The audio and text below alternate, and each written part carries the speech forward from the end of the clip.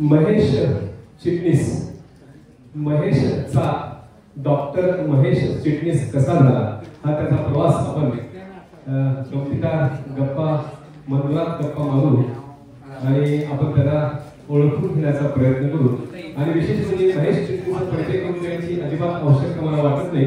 तर महेश बिझीकॉन 2025 आणि BMS graduate association तर्फे पालघरमध्ये तुझं खूप खूप स्वागत. Please be seated, please be seated. House the जोश. महेश ते झोपलेल्या जागेवरती मला वाटतं. तर आधी सगळ्यांना मी सेटल होऊन दे. आय होप सगळे झाले स्थानाबद्दल. सुरुवात करूया. ज्या काळामध्ये प्रसार माध्यम माहिती प्रसारणाची परिपक्व अशी व्यवस्था किंवा माध्यम उपलब्ध नव्हती, म्हणजे साधारण 25-30 वर्षापूर्वीची गोष्ट. त्या वेळेमध्ये एक युवक पुढे येतो आणि भारतामध्ये कधीही न झालेला प्रयोग, असा अनोखा प्रयोग म्हणजे चिकित्सा आणि आरोग्य या विषयाला पकडून पारदर्शक आणि अचूक अशी माहिती सर्वसामान्य जनतेपर्यंत पोहोचण्याचं एक महान कार्य आणि यशस्वीरित्या ज्याने केलं तो हा महेश चिटणीस. थँक्यू. प्रसार माध्यमामध्ये हॅलो डॉक्टर अतिशय सुपरिचित आपल्या सगळ्यांना आहे. त्याचा हा भारतातला पहिला प्रयोग आणि त्या प्रयोगाला अल्पावधीमध्येच इतकी लोकप्रियता मिळाली की इतर माध्यमांनी, इतर वाहिन्यांनी सुद्धा त्यासारखे प्रयोग सुरू केले. मला वाटते का ह्याला साधारण 2100 आतापर्यंत भाग त्याचे या हॅलो डॉक्टरचे आतापर्यंत झालेले. आणि ओव्हरऑल सगळे कार्यक्रम जवळपास 15,000 झाले आजपर्यंत. आणि अशा प्रकारचं त्याचं जे कला संगीत ह्या क्षेत्रामध्ये विशेष रुची असल्या कारणाने अनेक नाटकांमध्ये, लघुपटांमध्ये, डॉक्युमेंटरीजमध्ये यांनी लिखाण केलेलं आहे, यांनी अभिनय केलेला आहे, यांनी दिग्दर्शन सुद्धा केलेले आहे आणि आता तर तो प्रोड्युसर सुद्धा झाले. त्याचं स्वतःचं प्रोडक्शन हाऊस आहे. जे तुम्ही टीव्ही चॅनल्सवर त्याचे शोज बघतात, he is a owner of that show.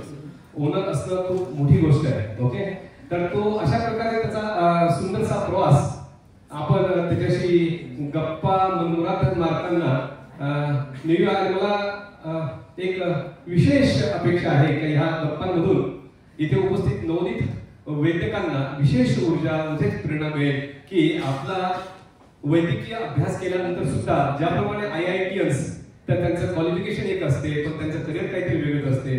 Basically आपण आपल्या कॉलेजमध्ये शिकताना कॉमन सेन्स आणि लॉजिक असं परिपक्व करायचं, कुठल्याही क्षेत्रात आपण एक उंची गाठू शकतो. त्याचं जिवंत उदाहरण म्हणजे डॉक्टर महेश चिटणीस. तर महेश, सगळ्यात पहिला प्रश्न तुला असा राहील का, तू इतका व्यस्त आहे, इतक्या महिन्यांवर तुझे रोजच कार्यक्रम चालू असतात, पण तू रोज शूटिंग करत असतात, इतक्या व्यस्त वेळेमध्ये तू पालघरसारख्या दुर्गम भागी आमच्या छोट्याशा निमंत्रणावर येण्याचं कसं योजना आखली, कसं धाडस केलं? धाडस केलं नाही खरं, कारण गेल्या काही दिवसात ज्या काही बातम्या येत होत्या, पालघरला येण्याचा रस्ता बऱ्याच प्रमाणात ट्रॅफिक जाम असायचा आणि बरीच लोक अडकायची. आणि मी न्यूज चॅनललाच काम करत असल्यामुळे त्या सारख्या कानावर येत होत्या. पण दिगू, त्याचं प्रेम आणि पालघरचं असणारं माझं कनेक्शन म्हणजे सर्वांना मी सगळ्यात पहिल्यांदा सांगू इच्छितो की मी आता त्याला दिगू म्हणतोय, पण doctor Digambar Jhawar the great ज्यांनी इथे एक साम्राज्य उभं केलं, सर्वप्रथम त्याचं मला मनापासून कौतुक करायचंय. आणि त्याच्यासाठी जोरदार टाळ्या झाल्या पाहिजे की आमच्या कॉलेजमधला एक आमच्यासारखाच शिकणारा विद्यार्थी इथे येतो आणि या एवढ्या दुर्गम भागामध्ये एक आपलं एम्पायर प्रस्थापित करतो आणि एवढंच नव्हे तर आपल्या सगळ्या लोकांना एकत्रित आणतो. ही सगळ्यात महत्वाची गोष्ट. म्हणजे जे आपण म्हणतो की एक नातं जे आहे ते टिकवून ठेवणं हे सगळ्यात कठीण असतं. नातं जोडणं फार कठीण नसतं, पण नातं टिकवणं कठीण असतं आणि ते टिकवण्याचं श्रेय मी दिगूला, माझ्या मित्राला देईन. Really thanks. आणि पुन्हा एकदा पालघरला मला येण्याची संधी मिळाली त्याच्यामुळे. आणि पालघरचं माझं कनेक्शन आहे. मी काही काळ त्याच्याकडे राहिलोय, त्याच्याकडे बरोबर शिकलोय. फिलिया हॉस्पिटलला मी काही काळ होतो आणि नंतर इथूनच मी शुश्रूषा हॉस्पिटलला माझा इंटरव्ह्यू देण्यासाठी गेलो. आणि मला आठवतोय तो दिवस, ज्या दिवशी मी शुश्रूषात पोहोचलो, तिथले डीन होते इंटरव्ह्यू घेण्यासाठी आणि पोस्ट एकच होती आणि 35 कॅन्डिडेट होते. तर मी डीन VM देशमुखला म्हटलं की सर, जर का माझं सिलेक्शन झालं असेल तर प्लीज मला आधी सांगा, कारण माझी चिपळूणला जायची ट्रेन एकच आहे, दुपारची 3:30 पॅसेंजर. खिशात 50 रुपये फक्त होते, 35 रुपयाचं तिकीट आणि 15 रुपये खाण्यापिण्यासाठी. आणि ते माझ्यावरती थोडेसे रागवले, चिडले. मला म्हणाले, नाही नाही, हे काय बोलतोयस, थांब, तुला मी विचारलंय का? मी आपल्या गुपचूप जाऊन कोपऱ्यामध्ये उभा राहिलो. सगळे गेल्यानंतर मग त्यांनी मला बोलवलं. जाण्याच्या कसल्या गोष्टी करतोय? म्हणाले, आजच्याच तुला जॉईन करायचंय. आणि असा माझा प्रवास मुंबईतला सुरू झाला. जर का त्या दिवशी त्या सगळ्या ह्या प्रवासामध्ये ते सिलेक्शन नसतं झालं किंवा मी त्या ठिकाणी शुश्रूषा जॉईन नसतं केलं तर कदाचित मी परत चिपळूणला गेलो असतो. आणि इथे माझा आता समोर भाऊ बसलेला आहे. माझी आई मुंबईमध्ये राहण्याच्या प्रचंड विरोधात होती. म्हणजे मी शुश्रूषाचा इंटरव्ह्यू देऊन घरी गेल्यानंतर जेव्हा तिला सांगितलं माझं असं झालंय, तिने मला घराबाहेर सोडण्यास नकार दिला. तिने मला सांगितलं तू इथनं जायचं नाही. याची 2 कारणं होती. लहानपणी गोव्यामध्ये मी एकदा किडनॅप झालो होतो.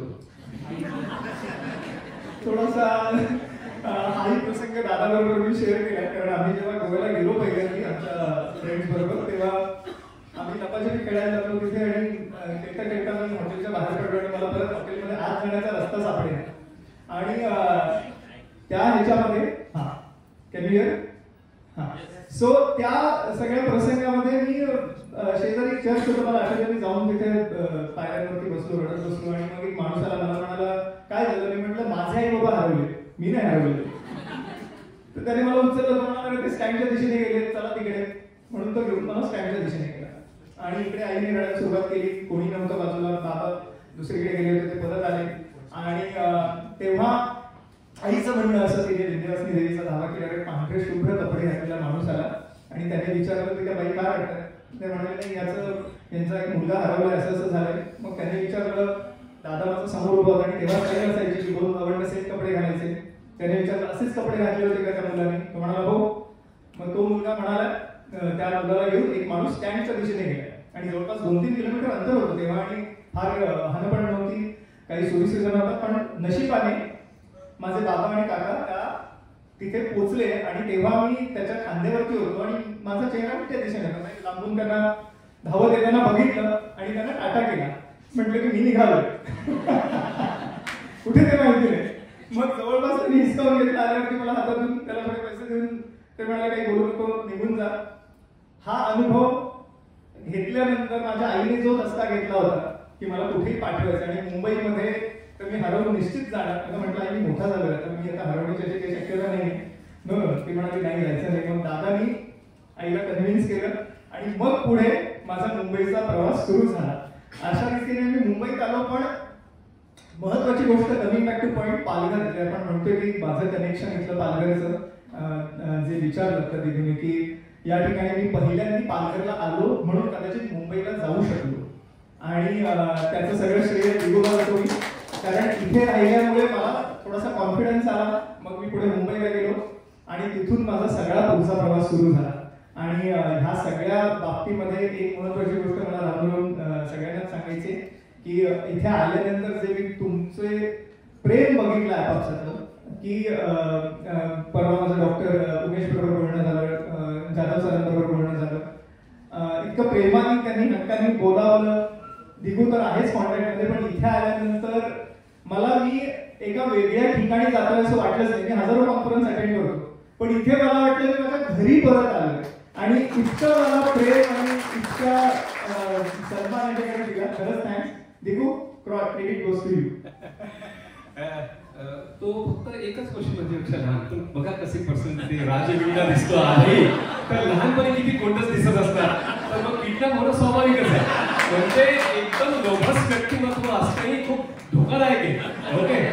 आणि आपल्या पूर्वजांनी किती युक्ती करून ठेवली. भावांचे सारखे कपडे म्हणजे शोध करायला किती सोपं झालं. मला महेश असं विचार असं वाटते का आपण कॉलेजमध्ये सोबत होतो, तू मला ज्युनियर होता, प्रत्येक कॉलेजमध्ये उजवा गट, डावा गट, मी मध्यम गटात असायचो, कधी इकडे कधी तिकडे. परंतु मला कधी असं वाटलंच नाही की आपलं वैद्यकीय शिक्षण घेतल्यानंतर साधारणपणे कोणतरी जनरल प्रॅक्टिस करतो, कोणी पीजी करायला जाणार, कोणी सरकारी नोकरी करतो उमेश सारखी. परंतु अचानकपणे आपलं उद्योग जो आहे शिक्षणात घेतलेल्या त्या पद्धतीचा वैद्यक व्यवसाय न करता मीडिया सारख्या इतक्या विभिन्न क्षेत्रामध्ये पदार्पण करण्याचा कसा विचार केला किंवा त्याला तुला असं काय म्हणजे इन्स्पिरेशन मिळालं किंवा तुझी प्रेरणा मिळाली? प्रेरणा म्हणजे दादा आहे तर समोर नाटक करण्याची आवड मला लहानपणापासूनच होती, त्यामुळे दादा मारण्याचा मी कधी खाल्ला नाही आणि नाटकाची आवड होतीच. आणि त्यानंतर आपल्याला माहितीच आहे 12वी नंतर एक तेव्हा सरळ सोट 2 किंवा 3 मार्ग असायचे, एक ते मेडिकलला जा नाही तर इंजिनिअरिंगला जा. आणि आपल्या सगळ्यांच्या बाबतीत एक गोष्ट कळायची की साधारणपणे 93 ला क्लोज व्हायची ऍडमिशन, 94-93% ला क्लोज व्हायची एमबीबीएसची आणि 92 असतील 91 असतील त्यांना बीएमएस ला जाणं, हा एक साधा सोपा मार्ग असायचा. पण माझं एक गोष्ट मला आता मी जेव्हा अनालाइज करतो की प्रश्न विचारल्यानंतर तेव्हा माझ्या लक्षात येते की माझं नेचर थोडंसं पाण्यासारखं आहे. पाणी रे पाणी तेरा रंग घ्यायचा, जिसने मिलाया उसी के जैसा. जिथे जाईल तिथे त्या गोष्टीमध्ये इंटरेस्ट घेऊन त्या गोष्टी करायच्या. म्हणजे कॉलेजला असताना तुला आठवत असेल मी पॉलिटिक्स मध्ये खूप कार्यरत होतो. मी त्यावेळेस जनरल सेक्रेटरी झालो सेकंड इयरला असताना. आणि इनफॅक्ट माझ्या गॅदरिंगला दिगूने जे जेवण बनवलंय अप्रतिम. आता नेक्स्ट टाइम मी जरूर सांगणार आहे की ही जबाबदारी मला द्या. कारण ही इज ग्रेट शेफ. त्यांनी बनवलेला गाजर का हलवा अजून आमचे स्टुडंट्स आठवण काढतात आणि ट्रिमेंडस, म्हणजे ते दिवसच वेगळे होते. सो तेव्हा एबीव्हीपीचं काम करत होतो, वनवासी कल्याण आश्रमचं काम केलं, पॉलिटिक्स मध्ये होतो. त्यानंतर मग थोडंसं सिरियस झालो प्रोफेशन विषयी. मग शुश्रूषा जॉईन केलं, पालघरला आधी आलो दिगूकडे, मग नंतर शुश्रूषा.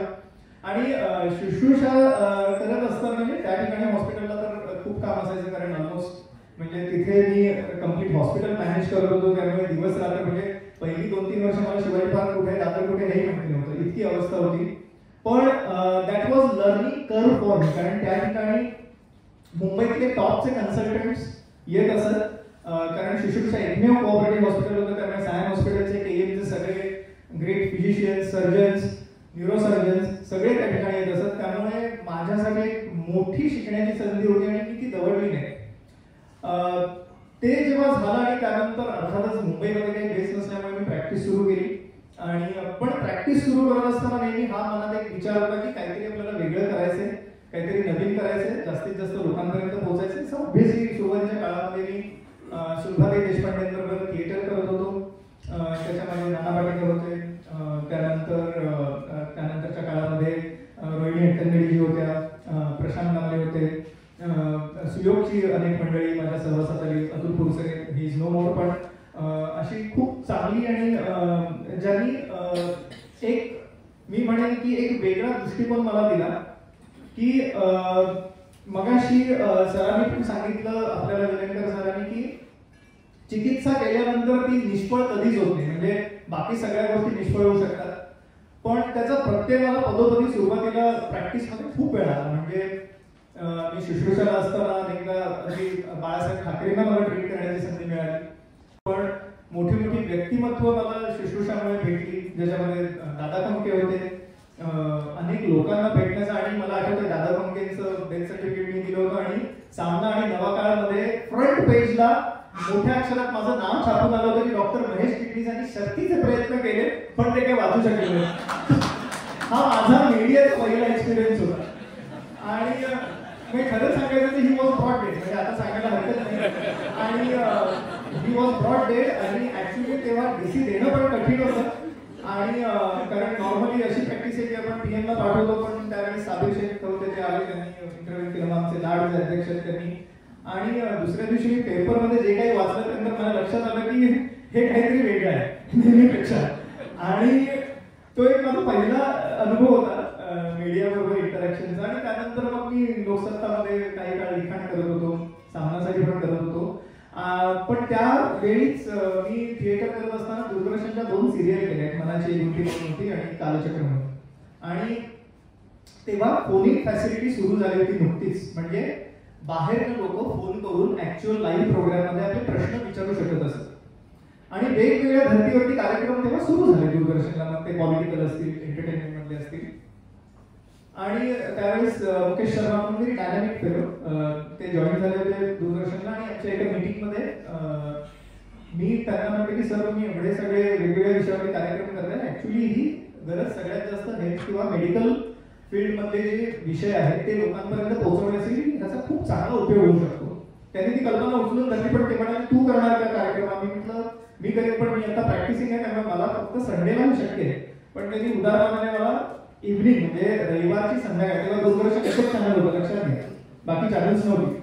आणि त्या ह्याच्यामध्ये त्या काळामध्ये त्यांनी रविवारची संध्याकाळ म्हणजे 8 ते 9चा तो जो स्लॉट आहे तो दिला आणि त्यामुळे हा शो सुरू होऊ शकला आणि दूरदर्शनचे सगळ्यांचे सहकारी त्यामुळे. आणि हा खूप म्हणजे हा मला वाटतं मला अजून सुद्धा बऱ्याचदा लोक त्या शोमुळे ओळखतात, इतका हा पॉप्युलर झाला, हजारो पत्र यायची आणि अनेक लोकांचं आयुष्य त्याच्यामुळे बदलू शकलं. आणि त्याचे मला प्रत्येक आता सुद्धा येतो कधी कधी अनेक लोक फोन करतात, मी तुमचा हा कार्यक्रम बघून आम्ही अमुक ट्रीटमेंट केली, आम्हाला तर बरं वाटतंय. हजारो लाखोनी लोक फोन करतात, येतात, अप्रिशिएट करतात आणि मला वाटतं तेच सगळ्यात माझ्यासाठी मोठी गोष्ट आहे. आणि तर कमिंग बॅक टू पॉइंट की हे करत असताना एक भाग मनामध्ये नेहमी हा होता की प्रोग्रेसिव्ह असणं म्हणजे आपण बऱ्याचदा काय करतो, जेव्हा आपण कोणाचंही यश जेव्हा मोजतो तेव्हा आपण त्याने कुठून सुरू केलं हे कधीच बघत नाही. आपण नेहमी बघतो की अरे अंबानी इकडे आहे, टाटा आहे. आपण हे करत असताना आपण कधीही त्याने सुरुवात कुठून केली हे बघत नाही. त्यामुळे मी नेहमी हा विचार सगळ्या ह्याच्यामध्ये सांगतो की जेव्हा तुम्हाला यशाचं मूल्यमापन करायचे ना तेव्हा त्या माणसाने सुरुवात कुठून केली हे निश्चित बघा आणि त्याने ऍक्च्युअली तुम्हाला कळेल की त्याने नक्की यश किती मिळवलं. आणि दुसरी गोष्ट त्याच्यामध्ये ही असते की त्याने समाजासाठी किती कॉन्ट्रीब्युशन त्याच्यामध्ये दिले. That can be entertainment, that can be social service, that can be sports, that can be anything. पण त्या व्यक्तीने एक सामाजिक योगदान किती दिले त्याचंही भान तुम्ही ठेवा त्या यशाचं मूल्यमापन करताना. तर मी जेव्हा प्रॅक्टिस करत होतो तेव्हा मला नेहमी वाटायचं की मी दिवसाला 100 पेशंट बघतो ओपीडीमध्ये, त्याच्या पलीकडे जाऊन मी काही करू शकत नाही. म्हणजे ते 100 पेशंट मी कितीही जरी माझी वर्किंग आवर्स वाढवले तरी 100चे 120 होतील, ते काय 1000 नाही होऊ शकणार आहे. मी त्याच्यापेक्षा जास्त लोकांपर्यंत पोहोचू नाही शकणार आहे.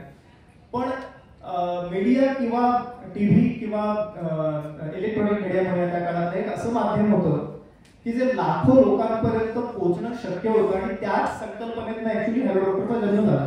मी जेव्हा हा कार्यक्रम सुरू केला आणि सुरुवातीच्या काळात यू विल नॉट बिलीव्ह की डॉक्टर नीतू मांडलेपासून ते अनेक डॉक्टर्स आले. आणि मला म्हणजे खेदाची गोष्ट ऍक्च्युली की मी नीतू मांडके सरांना खूप जवळनं बघितलं काम करताना. मला वाटतं सगळ्यांना माहिती असतील doctor Neetu Mandke famous heart surgeon ज्यांनी बाळासाहेब ठाकरेंवरती सुद्धा सर्जरी केली होती.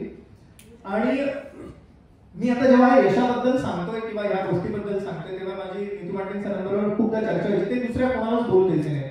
तेव्हा डॉक्टर्सचं पॅनल असायचं, म्हणजे 3 डॉक्टर्स असायचे नॉर्मली पॅनलमध्ये आणि मी इंटरव्ह्यू करायला असायचो. आणि जेव्हा नीतू मांडके सर असतील तेव्हा इतर कार्डिओलॉजिस्ट ना किंवा इतर कोणालाही ते बोलू द्यायचे नाही. म्हणजे त्यांच्याशी रिलेटेड प्रश्न नसेल त्यावेळेस ते दुसऱ्या डॉक्टरला गप्पा करत नाही नाही मला बोलू दे, मी बोलणार, अशी सिच्युएशन बऱ्याचदा क्रिएट केलेली.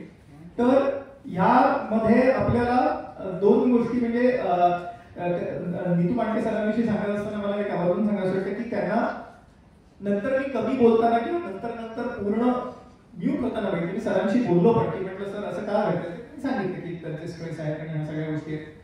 तर यशाचं मूल्यमापन करत असताना दुसरी गोष्ट ही एक महत्वाची आहे की मला सांगायची की आपल्याला आपल्या मर्यादा सुद्धा ओळखता आल्या पाहिजेत. आपलं काम करत असताना यश हे मिळणारच आहे आपल्याला, पण आपल्या मर्यादा आणि बलस्थानं जर का आपण चांगल्या रीतीने ओळखली तर आपल्याला अर्थातच पुढचा प्रवास सुकर होतो. मला वाटलं माझं बलस्थान फक्त बोलणं आहे आणि त्याचा उपयोग माझ्या मेडिकल नॉलेजच्या बरोबरीने जर का मी करून घेतला तर मी जास्तीत जास्त लोकांपर्यंत पोहोचू शकतो. आणि अशा पद्धतीने हा सगळा प्रवास सुरू झाला. येस दीपू. याने ज्या पद्धतीने यशाच्या मूल्यमापनाबद्दल बोलला, जसं बॉलिवूडमध्ये आपण कपूर फॅमिली बघतो किंवा खान्स बघतो, त्यांचे युवा येतात, फिल्म स्टार बनतात, प्रसिद्ध होतात, त्याला इतकं महत्व वाटत नाही. शून्यातून त्याने विश्व निर्माण केलं, यांच्याकडे काही पार्श्वभूमी नाही, मुंबईत कोणी राहणार नाही, किंबहुना त्यांच्या परिवारामध्ये ह्याला मुंबईला पाठवण्याची पण धास्ती पकडलेली आहे. अशा परिस्थितीत तो एकटा मुंबईत जातो, उभा राहतो आणि आज नवलौकिक होतो. मग आपल्यासाठी हाच सुपरस्टार त्यामध्ये.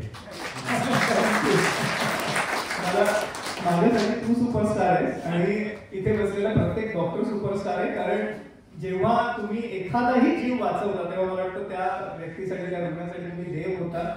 आणि देवत्वाला पोहोचवणारा जर का कोणता प्रोफेशन असेल तर ते मला हे वैद्यकीय आपला जो एकंदरीतच व्यवसायाचा भाग आहे. आणि त्यामुळे इथे बसणारा प्रत्येक डॉक्टर माझ्यासाठी सुपरस्टार आहे. त्यामुळे मला वाटतं की हा BGAचा जो सगळा आपला जो आता जमवलेला समुदाय आहे त्यांच्यासाठी जोरदार टाळ्या झाल्या पाहिजे. BGA जिंदाबाद. तुला आठवतं का आपल्या कॉलेजमध्ये, मला वाटतं नाशिकचे जितके कॉलेजेस आहेत त्यामध्ये सगळ्यात चांगला मला वाटतं सायकलकर नाट्यगृहामध्ये आपले गॅदरिंग व्हायचे आणि पूर्ण दिवसभराचा तो कार्यक्रम असायचा. 3-3 तासाचे नाटकं असायची, गाणी असायची, भरगच्च असा कार्यक्रम असायचा. आणि त्याच्यामध्ये थोडंसं थांबलो होतो. आमचे दिगू सर ब्रेक डान्स करायचे आणि नाही खूप पॉप्युलर होता तसं असं ऐकलं. आणि तो दरवर्षी असायचा. आणि त्याने जर का आता तुमच्या पुढच्या कॉन्फरन्सच्या वेळेस त्याचा एक प्रोग्राम आपल्याला ठेवणं आवश्यक आहे. एक आहे ते त्याच्याचा गाजरचा हलवा आणि दुसरं आहे तो ब्रेक डान्स. नाटकांमध्ये पण आपण भाग घ्यायचो. मला शेवटच्या वर्षी बेस्ट ऍक्टर म्हणून प्राइज पण मिळालं होतं. आता आपण याचा जो कार्यक्षेत्र आहे, जे आपण 45 मिनिटाचं इतकं लोभस त्याचं हॅलो डॉक्टर किंवा ऑनलाईन डॉक्टर हे जे कार्यक्रम बघतो आणि तसा हा इतका आकर्षक आणि माहितीपूर्ण अभ्यासपूर्ण हा कार्यक्रम असतो. तर आपण सुरुवात केल्यानंतर ते उठवत नाही. हा कार्यक्रम जेवढा लोभस आणि चांगला वाटतो तेवढंच त्याच्या मागे फक्त 45 मिनिटाचा कार्यक्रम जरी दिसत असला तर त्याच्या मागे त्याला प्रचंड मेहनत घ्यावी लागत असणार. तर तू रोज कुठेतरी कार्यक्रमामध्ये असतो, इतका व्यस्त कार्यक्रमामधून तू हे सगळं कसं साध्य करतो, शूटिंग करणं. आणि तू तर आता प्रोड्युसर आहे, म्हणजे तुला विशेष जबाबदारी आहे प्रोडक्शनची, कारण तर लॉस प्रॉफिटशी पण तुझा डायरेक्ट संबंध आलेला आहे. तर तू याला काय बोलू शकतोस? येस, फार महत्वाचा प्रश्न विचारलास दिगू. त्याच्या आधी थोडीशी मी पार्श्वभूमी देऊ इच्छितो की कोणतंही यश तुम्हाला मिळवायचं असेल की तर तुम्हाला काही गोष्टींचा त्याग हा करावाच लागतो. म्हणजे त्याला काही दुसरा उपाय नाही, करणोपाय नाही. म्हणजे मला जरूर एक गोष्ट सांगायची की जेव्हा मी शुश्रूषा सोडून माझी प्रॅक्टिस सुरू केली, मी जवळपास 100 पेशंटची माझी ओपीडी होती. आणि जेव्हा मी तू म्हणालास तसा प्रोड्युसर होण्याचा निर्णय घेतला तेव्हा माझ्या लक्षात आलं की मला ही जबाबदारी आता पूर्ण नाही करता येणार आहे आणि मला माझी प्रॅक्टिस बंद करायला लागणार आहे. आणि यू कॅन इमॅजिन की एका प्रॅक्टिसिंग डॉक्टरसाठी दर महिन्याचा जो कॅश फ्लो असतो तो किती महत्त्वाचा असतो ते मी सांगायची गरज नाही तुम्हाला. पण एक दिवशी हा निर्णय घेऊन ते संपूर्ण बंद करणार, अर्थातच त्या सगळ्या रुग्णांची जबाबदारी घेऊन त्यांना योग्य मार्ग दाखवून, पण ती प्रॅक्टिस बंद करणं किंवा दुसऱ्याच्या हातात देणं किंवा सोडणं संपूर्णतः हा निर्णय घेण्यासाठी माझ्याकडनं म्हणजे हा निर्णय परत येण्यासाठी मला 6 महिने लागले की एवढा मोठा निर्णय घ्यायचा आहे मला आणि हे सगळं बंद करायचं आहे. आणि मी एका वेगळ्या वाटेवरती आज जाणार आहे. जवळपास माझी 100-120 पेशंटची रोजची ओपीडी, डे केअर युनिट होतं आमचं. तर ते सगळं थांबवून एका वेगळ्या क्षेत्रात पाऊल टाकायचे, तेही माझ्यासाठी असं काही नोंद नव्हे किंवा मी त्याचं काही स्पेशल ट्रेनिंग घेतलंय असाही काही भाग नाही. पण जेव्हा तो निर्णय घेतला मी आणि मला 6 महिने लागले अर्थातच तो निर्णय घेतला, पण मी ज्या दिवशी तो निर्णय घेतला मी त्या दिवशी तो इम्प्लिमेंट पण केला. आणि ती सगळ्यात मोठी गोष्ट होती की त्यातून बाहेर पडून मीडियाच्या क्षेत्रात पाऊल ठेवणं. आणि मग अर्थातच मी माझी टीम बांधायला सुरुवात केली. आज माझ्याजवळ जवळपास 25 ते 30 लोक माझ्या बरोबरीने काम करतात. जेव्हा मी ही सुरुवात केली तेव्हा मी एकटा काम करत होतो. म्हणालास तसं मी दिवस रात्र पहिली काही वर्ष काम केलं. म्हणजे अक्षरशः कधी कधी 72 तास मला झोपायला मिळायचं नाही, जेवायला मिळायचं नाही, फक्त कॉफीवरती राहायला लागायचं. अशाही परिस्थितीत काम केलं सुरुवातीला. मग ग्रॅज्युअली जसं माझं प्रोडक्शन हाऊस एस्टॅब्लिश झालं, प्रॉफिट सेल लागले, तसे मग मी पुढे टीम वाढवत गेलो. मग माझ्या बरोबरीने आता डॉक्टर शलाका जोशी आहे, दीप्ती आहे, अजून आमची एक एडिटर्सची आणि बाकी कॅमेरामॅन्स आणि बाकी तंत्रज्ञांची टीम आहे. सो अशी जवळपास एक 25-30 लोकांची टीम आहे. आणि त्यामुळे मी आता निर्धास्तपणे असे कार्यक्रम करू शकतो, इथे येऊ शकतो. आज सुद्धा नॉर्मली असतं शनिवार रविवारी खूप बिझी असतं कारण डॉक्टरांना त्या दिवशी रेकॉर्डिंगसाठी वेळ असतो आणि त्यात काल दिल्ली इलेक्शन्सचे रिझल्ट असल्यामुळे आम्हाला स्टुडिओ डिसमेंटल करायला लागला होता. त्यामुळे म्हणजे आज अजून प्रेशर होतं पण फॉर्च्युनेटली माझी टीम जी आहे ती खरोखर आता चांगलं काम करत असल्यामुळे मी थोडा रिलॅक्स होऊन बाकीच्या कामाकडे सुद्धा लक्ष देऊ शकतो. हा त्यातला महत्वाचा भाग. पण त्याच्या पुढे जाऊन एक महत्वाची गोष्ट असते की तुम्हाला परिस्थितीनुसार बदलणं. मी कारण ही फार इंटरेस्टिंग गोष्ट आहे सगळ्यांसाठीच म्हणून मी सांगतोय. आपल्याला माहिती असेल की 90च्या दशकामध्ये चित्रपट यायचे त्यांचा स्पीड किती असायचा म्हणजे किंवा त्यातली गाणी म्हणा किंवा हे दूरदर्शनवरती मी 1 तासाचा कार्यक्रम करायचो. लोक न कंटाळता बघायचे 1 तासाचा कार्यक्रम. आज कोणी 1 तासाचा कार्यक्रम बघू नाही शकत कारण आता माध्यमांचा सुद्धा स्पीड वाढलाय. 10 मिनिटात 100 बातम्या. तुम्हाला लवकर कमी वेळात जास्त ऐकायचं असतं, जास्त अंडरस्टँड करायचं असतं आणि ह्या स्पीडशी मॅच करणं हा एक सगळ्यात महत्वाचा चॅलेंज असतो मीडियामधल्या लोकांसाठी. हा एक भाग झाला आणि दुसरा भाग महत्वाचा असतो त्याच्यामध्ये की माध्यमांचं स्वरूप. प्रत्येक माध्यम वेगळं आहे. म्हणजे तुम्ही जेव्हा थिएटरमध्ये नाटक किंवा सिनेमा बघायला जाता तेव्हा तुम्हाला माहिती असतं की तुम्ही तेच बघत असता. तुम्हाला दुसरी व्यवधानं नसतात किंवा दुसरं डिस्ट्रॅक्शन नसतं. माझा कार्यक्रम जेव्हा बघितला जातो तेव्हा लोक किचन मध्ये एखादी गृहिणी काम करत असते, कोणीतरी बसलेलं असतं आपल्या हॉलमध्ये आणि काहीतरी इतर गोष्टी होत असताना कार्यक्रम लागलेला असतो. तर त्या पर्टिक्युलर वेळेत जेव्हा लोकांचं फारसं लक्ष किंवा फोकस तुमच्यावर नाहीये थिएटर सारखा तर त्यांचं लक्ष वेधून घेणं, त्यांना आकृष्ट करणं आणि खेळवून ठेवणं ही सगळ्यात महत्वाची जबाबदारी असते आमच्यावरती जेव्हा आम्ही प्रोग्राम प्रोड्यूस करत असतो. आणि म्हणून तुम्ही बघाल माझे सुरुवातीचे कार्यक्रम त्याच्यामध्ये टॉक भरपूर असायचा. बोललं जायचं खूप बोललं जायचं. लोक फोन करायचे, हॅलो हॅलो करत राहायचे.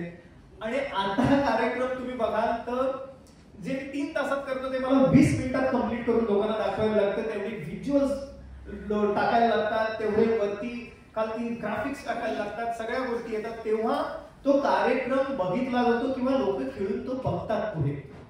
सो हा एक जो भाग असतो अंडरस्टँड करण्याचा की आपल्याला वेळेनुरूप बदललं पाहिजे, त्याच्यामध्ये नवीन नवीन गोष्टी आणल्या पाहिजे आणि लोकांना डिस्ट्रॅक्ट न होता. कारण आमच्यासाठी हे फार चॅलेंजिंग आहे. तुम्ही थिएटरमध्ये जाता, तुमचा चॉईस असो किंवा नसो, चित्रपट आवडले किंवा नाही, तुम्ही शांत चित्ताने बघता, नाही आवडलं तर तारवार उठून निघून जाता.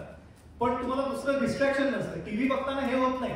यू हॅव मल्टिपल डिस्ट्रॅक्शन्स आणि ते सगळं ओलांडून तुम्हाला त्यांच्यापर्यंत पोहोचायचंय, त्यांना सांगायचं आपल्याला काय. मग त्यामुळे मग तुमच्याकडे जेव्हा एमआरपी कशा पद्धतीने त्यांच्या प्रॉडक्टचं नाव सारखं रिपीट करत असतो तशी रिपिटेशन्स करावी लागतात. अनेक गोष्टी, अनेक गिमिक्स खेळाव्या लागतात. पण ते सगळं करून साथी एकच आहे की लोकांपर्यंत माहिती पोहोचवणं आणि ती त्यांनी इंटरेस्ट घेऊन ऐकणं. त्यांच्यासाठी ते बोर होता कामा नये, एंटरटेनिंग झालं पाहिजे आणि त्यांनी ते ऐकलं पाहिजे. सो अशी चॅलेंजेस कायम येत असतात आणि ह्याच्यामध्ये सुद्धा सुधारणा होत राहतील. अनेक नवीन गोष्टी येत राहतात. डिजिटल मीडिया आहे, सोशल मीडिया आहे. आता लोकांना 20 मिनिटं पण नाही, आता 2 मिनिटात हवंय.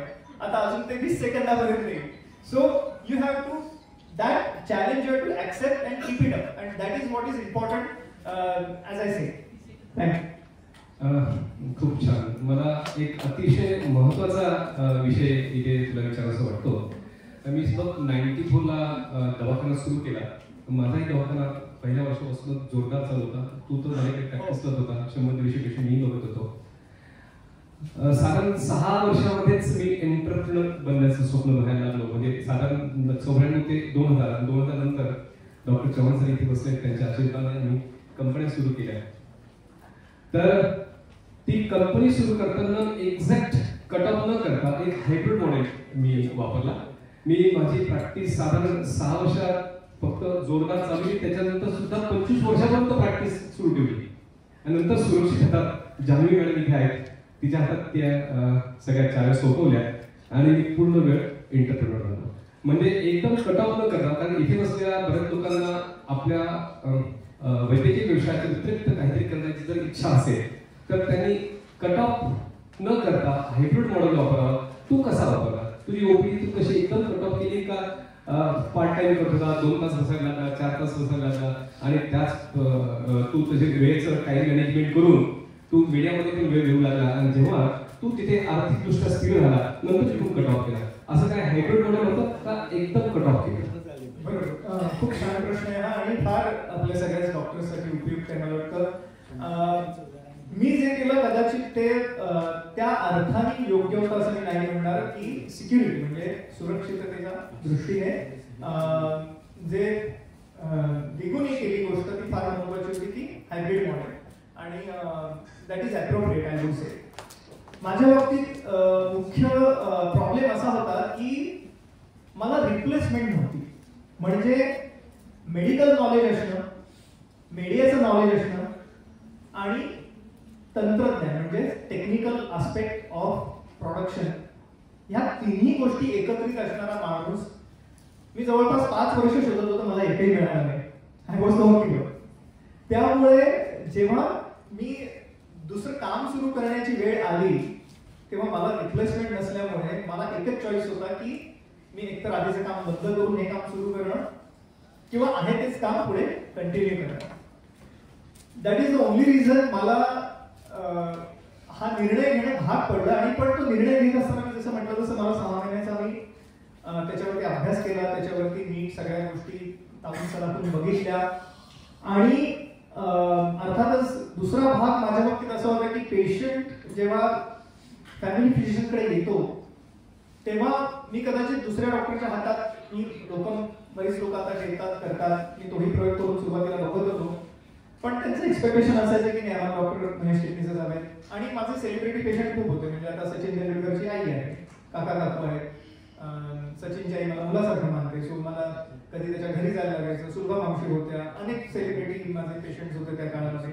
आणि त्यांना सुद्धा नाही म्हणणं, जर मी प्रॅक्टिस करत असतो आणि जर का असं तर मला उठून होम व्हिजिट करणं भाग आहे, मला त्यांच्याकडे जाणं भाग आहे.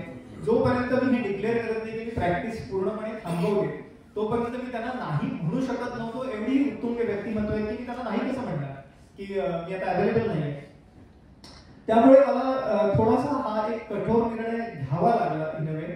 आणि पण मी आवर्जून सर्व आपल्या सभासदांना सांगेन की दिगूने जे सांगितलं मॉडेल ते जास्त अप्रोप्रिएट आहे जर का तुम्हाला तुमच्या व्यवसायाच्या व्यतिरिक्त जर कोणताही व्यवसाय करायचा असो तर तुमचा जो आधीचा व्यवसाय जो तुमचा जी तुमची एक्सपर्टीज आहे ती तुम्ही ग्रॅज्युअली तुम्ही जसं त्यांनी सांगितलं की कमी करून दुसऱ्या क्षेत्रात पाऊल ठेवू शकता, झोपू शकता. आणि that is right way to approach it हे मी निश्चित सांगेन या ठिकाणी. दिगू थँक्स हे सांगितल्याबद्दल. म्हणजे ऍक्च्युअली अर्थार्जनाचं जे आपलं साधन आहे ते एकदम खंडित करून नवीन काही अर्थार्जनाचं सुरू करावं ज्याचं भविष्य आपल्याला माहित नाही. तर म्हणून आपलं अर्थार्जनाचं साधन न खंडित करता नवीन अर्थार्जनाचे अर्थाचे स्रोत उभे करणे तर त्यालाच एंटरप्रेन्योर म्हणतात. दुसरा एक अत्यंत महत्त्वाचा विषय आहे ती सगळे जणांच्या मनात असेल वर्क लाईफ बॅलन्स. आणि तू तुझ्या भावासोबत आला म्हणजे तू परिवाराला जुळून घेतलेले आहेस. तुझं प्रसन्न व्यक्तिमत्वच दिसते की तू नक्कीच तुझ्या परिवाराला, बायकोला, मुलांना वेळ देत असणार. तर इतक्या व्यस्त वेळेमध्ये वर्क लाईफ बॅलन्स तुलाही बऱ्याचदा प्रश्न विचारला गेला असणार तर तू ही किमया कशी साधलीस जेणेकरून तू नेहमी प्रसन्न राहतोस? प्रसन्न राहणं मला वाटतं आपण पहिली गोष्ट दुसऱ्यांवर अवलंबून राहता कामा नये. म्हणजे मी फार आयुर्वेदाचा कधी अभ्यास केला नाही किंवा फार माझं त्यातलं नॉलेजही नाही. पण आयुष्यात नेहमी प्रसंग वर खाली होत असतात. पण मला एक श्लोक नेहमी आठवतो, मी सगळ्यांच्या परवानगीने तो या ठिकाणी सांगू इच्छितो की एक सुंदर आपल्या ह्याच्यात आपल्याला ज्ञान कसं होतं याचा एक फार सुंदर श्लोक आहे जो मला आठवतोय आता. तो आता बोलल्यामुळे मला काही चुकलं तर प्लीज क्षमा करा. आत्मा मनसा संयुज्यते मन इंद्रियेण इंद्रिय अर्थेण अतः ज्ञानम असं आपल्या शास्त्रात सांगितलं. बाकी मॉडर्न मेडिसिन मध्ये हा वेगळ्या अँगलने घेतला जातो. म्हणजे तुम्हाला दृष्टीज्ञानात तर आपण म्हणतो की रेज आपल्या दृष्टीपटलावर पडतात, ऑप्टिक नर्वद्वारे इंटरप्रिट होतो, आपल्याकडे इमेज मिळते आणि आपल्याला दृष्टीज्ञान येतं. पण आपल्या शास्त्राने एक्झॅक्टली उलट सांगितलंय. तुमचा आत्म्याचा मनाशी संयोग मनाचा इंद्रियाशी आणि इंद्रियाचा बाहेरच्या जगाशी असेल तर तुमचा आत्मा चांगला असेल, तुमचं मन चांगलं असेल तर तुम्ही प्रसन्न राहणार. तुम्हाला बाहेर दिसतं जे सगळं ते चांगलंच वाटणार आहे. तुम्ही ते त्याच चांगल्या पद्धतीने घेणार आहात, अडॉप्ट करणार आहात. जर का काही गोष्टी आणल्या तरी तुम्ही त्यातनं मार्ग काढत राहणार. तुम्ही तुमचं मन आणि आत्मा चांगला ठेवलात तर तुम्हाला होणारं सगळं ज्ञान हे आनंददायीच असणार. आणि जर तसं आनंददायी असेल तर तुम्ही ऑटोमॅटिकली आनंदीच राहणार. त्यामुळे मला असं नेहमी वाटतं की तुम्हाला आनंदी राहण्यासाठी कोणाचीही गरज पडता कामा नये. ते आपल्या आत्म्याचा बळ आहे, आपल्या मनाचा तो असणारा एक भाग आहे. आणि त्यामुळे जर का आपण स्वतःला आनंदी ठेवायला शिकलो तर दुसऱ्यांवरती आनंदासाठी अवलंबून राहण्याची गरज नाही. हा पहिला भाग. आणि मला वाटतं तो सगळ्यांनी आत्मसात करावा असं मगाशी आपल्याला वेगळकर सर पण सांगितलं, त्यांनी पण सांगितलं.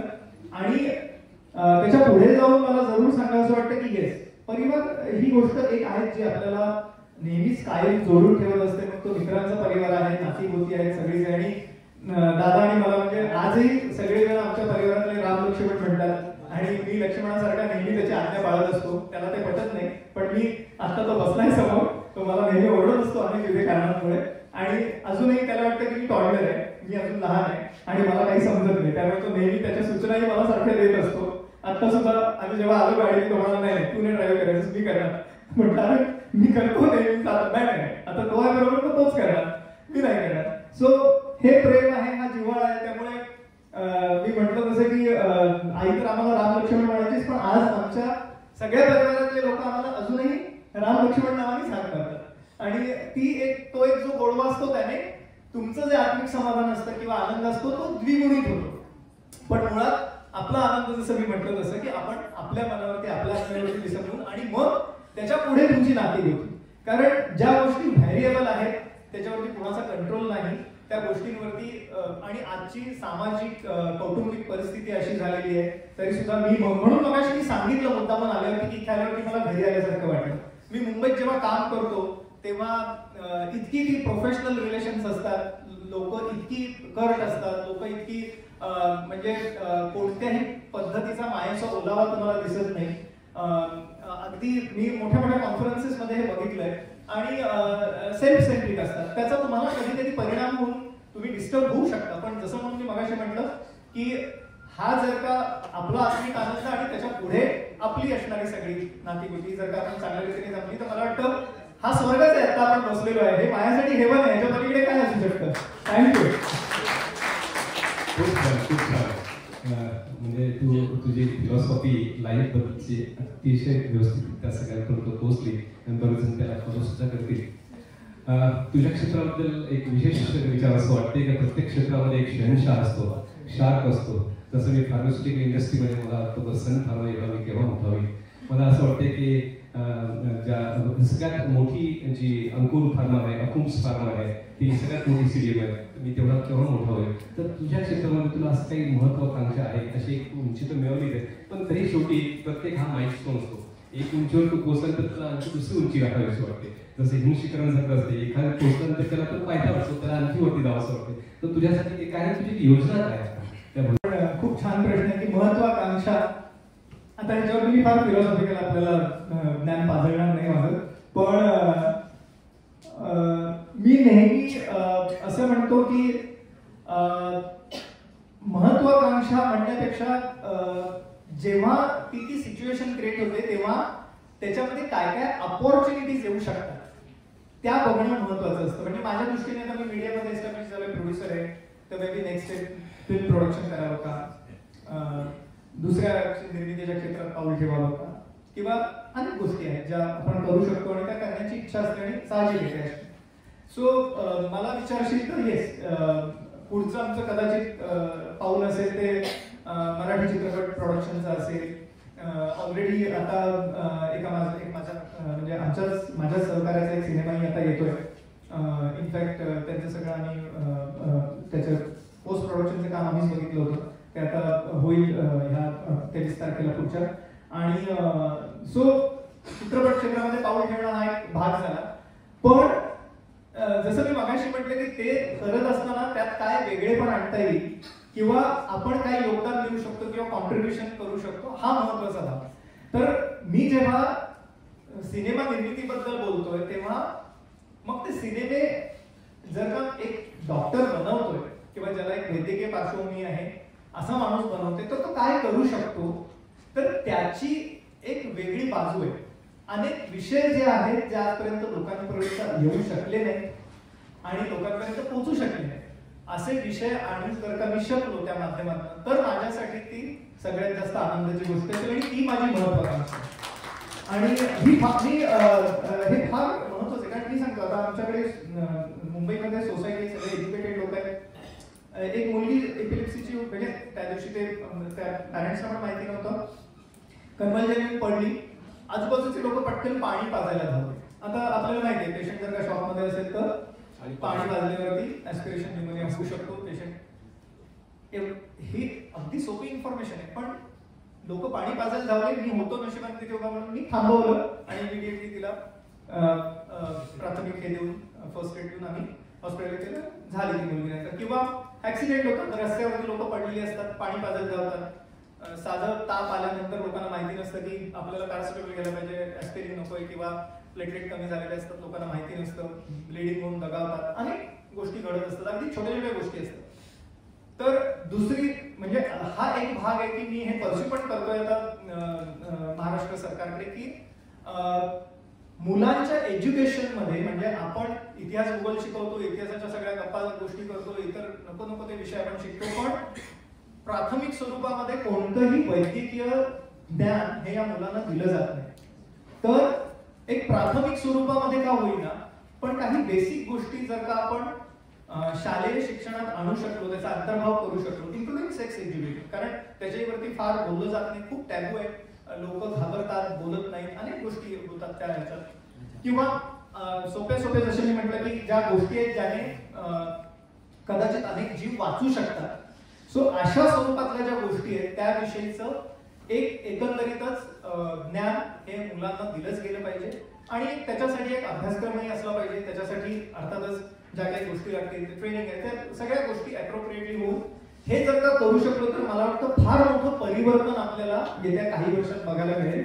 त्यामुळे एक भाग हा आहेच चित्रपट निर्मितीचा, पण दुसरा भाग एज्युकेशनचा आहे, आणि ह्या दोन्ही गोष्टी कंबाईन करणं हीच माझी महत्त्वाकांक्षा आहे. जेव्हा तू प्रोडक्शन हाऊस उभा केलेला आहे तर तू तांत्रिक बाबीबद्दल व्यवस्थित बोललास की तुला काय नेमकं करायचं आहे, पण तांत्रिक बाबू बरोबर एक कमर्शियल खूप मोठा अँगल असतो. तुझ्याकडे क्षमता आहे पण आर्थिक मर्यादा आहे, त्यासाठी तुझ्या डोक्यात कधी एसएमई लिस्टिंग किंवा आयपीओ आणण्यासारखं किंवा प्रायव्हेट इक्विटी अशा प्रकारचं काही प्रोडक्शन हाऊससाठी काही करण्याची योजना आहेत का?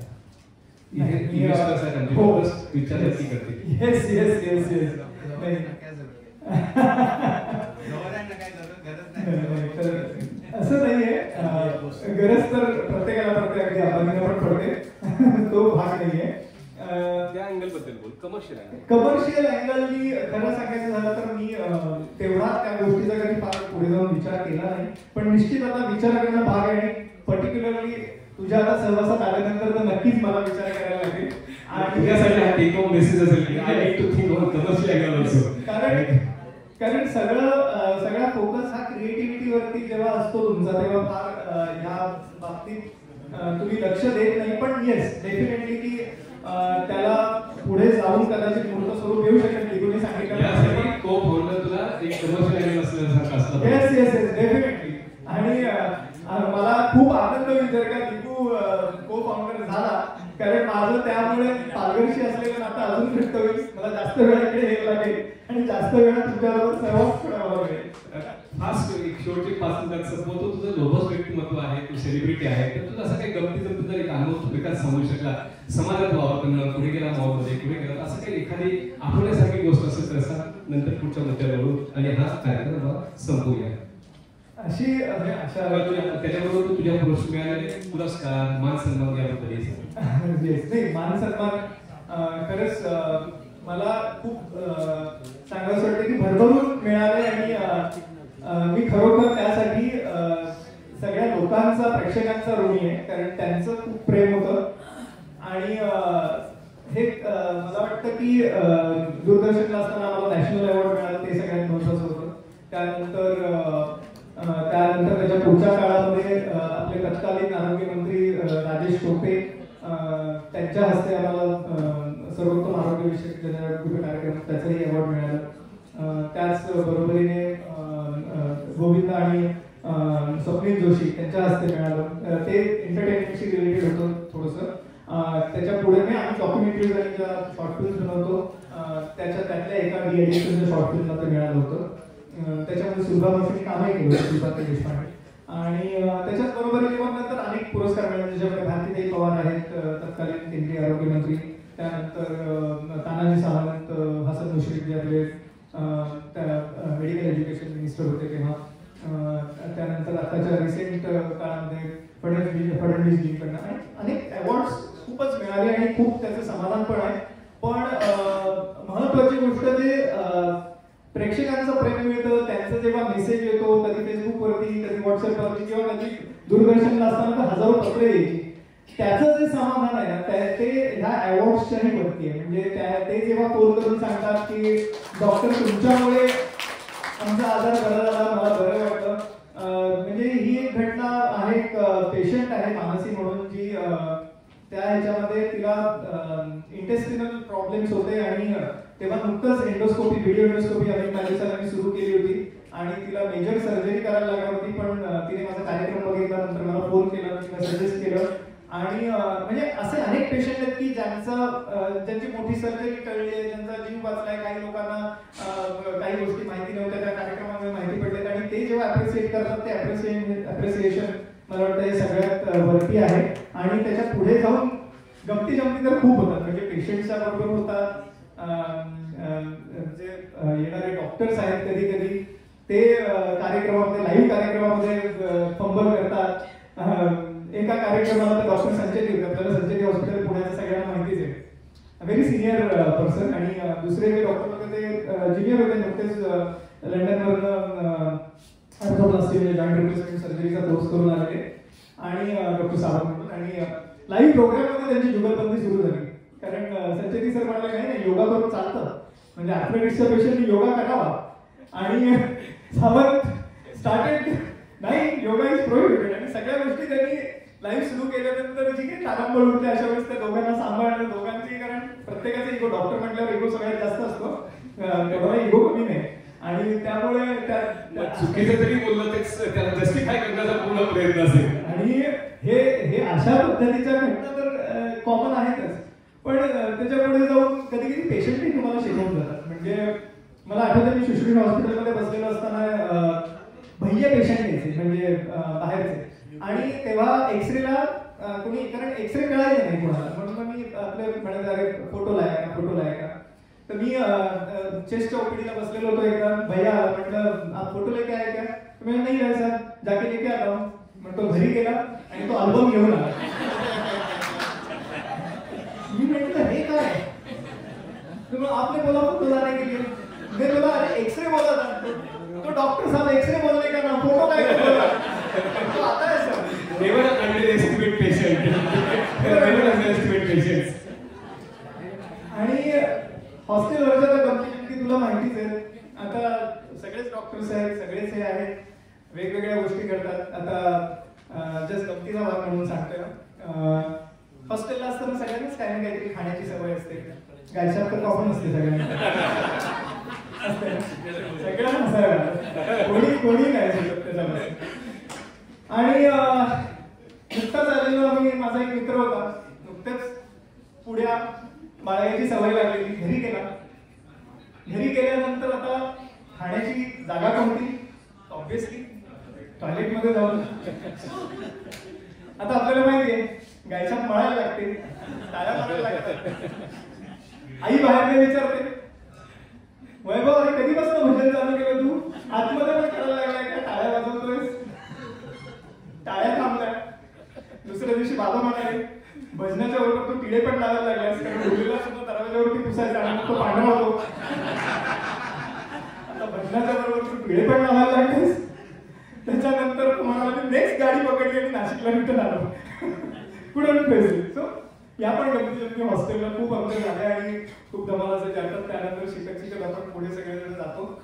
आणि सगळ्यात महत्वाची गोष्ट असते अर्थातच की मित्रांच्या बरोबर असणारं नातं ते कायम राहतं आणि तसंच आजही आहे.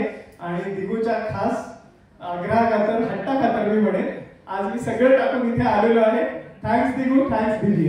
शेवटची विनंती असेल तुला, इथे सभागृहामध्ये युवा वर्ग आहे, नवोदित वैद्यक आहेत, तर वैद्यक क्षेत्राच्या बाहेर किती मोठं जग आहे असं काही तू त्याला प्रेरणादायी संदेश दे आणि ह्या कार्यक्रमाची सांगणार. धन्यवाद. थँक्यू. मी काय संदेश देणार, इथे सगळे दिग्गज बसलेले प्रति महारथी आहेत आणि ऍक्च्युअली स्पीकिंग खरं तर मला संकोच यायला झालाय की मी संदेश देणं, पण अर्थातच दिग्गज म्हणाला तेही बरोबर आहे की आपल्याला नाही संदेश लहान मोठ्याचा नाही, विषय हा आहे कारण वैद्यकशास्त्र व्यतिरिक्त नाही ती करण्याची इच्छा असेल तर काय प्रेरणा देऊ शकतो. बस अगदी बरोबर, अगदी बरोबर. मी त्याच हेतूने म्हटलं की ह्या एक भाग मी नेहमी अनुभवला सगळ्या डॉक्टर्सच्या बाबतीमध्ये की एकदा तुम्ही वैद्यकीय क्षेत्रामध्ये पदार्पण केले मग अगदी कॉलेज पासून ते पुढे जाईपर्यंत तर एक प्रकारे झापडत आलेल्या, मी पहिले म्हणणार पण त्याच्यासारखा आपला प्रवास असतो साधारणपणे. कारण आपल्याला कॉलेजमध्ये इतकं अभ्यास करावा लागतो, इतकं म्हणजे जे मला वाटतं इतर कोणत्याच ह्याच्यामध्ये फार अशा पद्धतीने करावं लागत नसेल एवढं हार्डवर्क, एवढं हे आपल्याला करावं लागतं कॉलेज डेजमध्ये. पास झाल्यानंतर इमिडिएटली इंटर्नशिप, त्याच्या पुढच्या गोष्टी आणि त्या सगळ्या प्रवासात पुढे प्रॅक्टिस, आपण बाहेरचं जग काय, कधी कधी मी जसं म्हटलं की मी जेव्हा शुश्रूषा जॉईन केलं मला पहिले 2 वर्ष माहितीच नव्हतं दादर कुठे शिवाजी पार्क कुठे अशी अवस्था होते. तर त्याच्या पुढे जाऊन मला एक गोष्ट सांगावीशी वाटते की आपल्याला हे बॅलन्स करणं की आपल्या आवडीनिवडी, म्हणजे आता मी तबला वाजवतो, दादा पण माझा तबला वाजवतो, गाणं गातो आम्ही, म्युझिक तो तर मला आठवतं की मी माझ्या घरी जेव्हा कधी तो येतो तो माझ्याशी आधी बोलत पण नाही, तो आधी कॅरेक्टर चालू करतो आणि मला बोलूच देत नाही. कारण तो म्हणतो तू बोलायला लागलास की मला माहिती आहे तू दुसरा काहीतरी विषय काढशील गावात जाईल, पहिले आधी कॅरेक्टर सुरू करूया असं करून तो पहिलं गाणं सुरू करतो आणि त्याचं गाणं सुरू झालं की आमच्या सोसायटीला कळतं की दादा आलेला आहे. इतकं म्हणजे की व्हॉट आय मीन टू से की तुम्हाला तुमच्या आवडीनिवडी जपणं हा एक भाग झाला, पण जे दिगूने आता सांगितलं की बाहेरचं जग की खरोखर त्या पेसशी किंवा त्या वेगाशी मॅच करणं प्रत्येकाला कठीण होत चाललंय आणि त्याच्यामध्ये युथ म्हणजे मला वाटतं त्यांच्यासाठी तर आता नवीन नवीन चॅलेंजेस आहेतच, पण खास करून जे डॉक्टर्स आहेत आपल्याकडचे जे ज्यांना पुढे जाऊन प्रॅक्टिस मध्ये यश मिळवायचं आहे, तर ते यश मिळवत असतानाच एक कुठल्या तरी एका गोष्टीची बरोबरीने त्याला एक सांगत ठेवा.